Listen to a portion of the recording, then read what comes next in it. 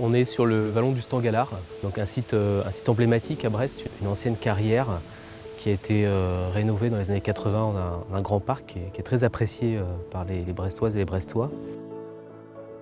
Sur ce site qu'on voit derrière, où on a construit ce projet de bâtiment, il y avait déjà le siège du conservatoire botanique. La volonté de la ville de Brest et de la métropole, c'était de rassembler sur ce même site le conservatoire botanique et aussi les jardiniers des espaces verts de la ville de Brest. Le dernier objectif qu'on s'était fixé par rapport à ce projet et qui était demandé par le maître d'ouvrage, permettre la communication interne entre les services et aussi externe vers les visiteurs qui viennent dans le vallon et donc de mettre en valeur un petit peu les activités du conservatoire botanique.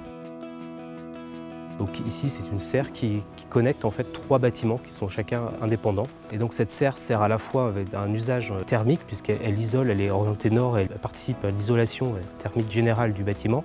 C'est aussi le lieu de rencontre entre les différents personnels du conservatoire, avec aussi les personnels des espaces verts. Et puis de rencontre aussi avec l'extérieur, puisque la première partie de la serre a vocation à être ouverte au public. Cette serre, c'est un lieu de rencontre. Effectivement, l'attente et la demande de la métropole, c'était de créer les conditions pour que du lien se fasse entre ces différents acteurs. Et donc, notre réponse s'est passée au travers de cette serre, qui par ailleurs évoque aussi la question de la botanique, qui est le cœur des activités du conservatoire.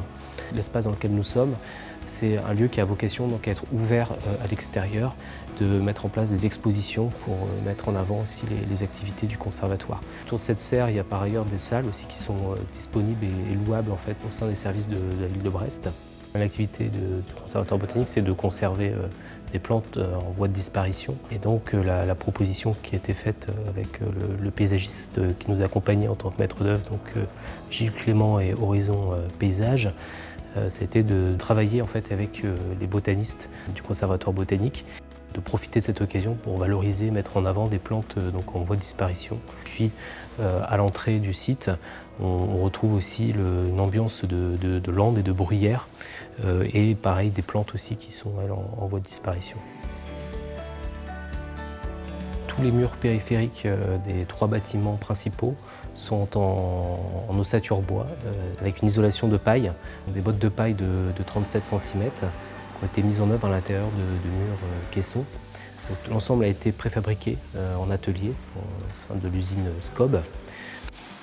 On a 2200 bottes de paille qui ont été mises en œuvre et ce qui en a fait le bâtiment le plus grand en Bretagne en termes de nombre de bottes de paille. Il y a eu un travail en fait en amont qui a été mis en place avec la ville de Brest qui nous a vraiment accompagnés sur ce choix de projet pour que la filière en local s'approprie un petit peu cette technique qu'on a venu emmener ici sur Brest. Ce qu'on a engagé avec la filière bois, Fibois et le collectif Palermo-Ricain, c'était notamment d'identifier un peu les freins au lancement d'un projet comme ça. Et ce qui a été proposé, c'est donc la mise en place d'une formation. Et donc on a une dizaine de stagiaires donc, issus d'entreprises locales qui ont été formés ici.